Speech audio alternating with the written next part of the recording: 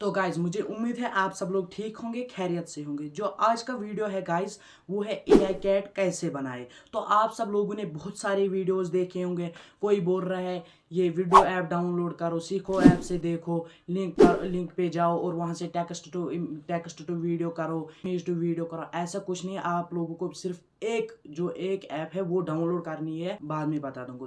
तो चलिए शुरू करते हैं। तो पहले आपको जाना है प्ले स्टोर में आपको सर्च करना है पिंट्रेस्ट ऐप। तो इसको डाउनलोड कर देना है गाइस। तो देख सकते हैं पहले ही डॉग का वीडियो आ गया, हमें इससे कुछ नहीं है। सर्च कैट डांस, आप सर्च करो कैट डांस। यहाँ पर देख सकते हैं मैंने फर्स्ट वाला जो वीडियो है ओपन किया। तो गाइस वो देख सकते हैं आप 31 सेकंड का है, 31 बहुत बड़ा वीडियो है गाइस। आप इससे एडिटिंग करके काट भी कर सकते हो। तो अगर आप हमारे चैनल पे नए हो तो लाइक एक ज़रूर कर देना और सब्सक्राइब भी कर देना। Thanks for watching.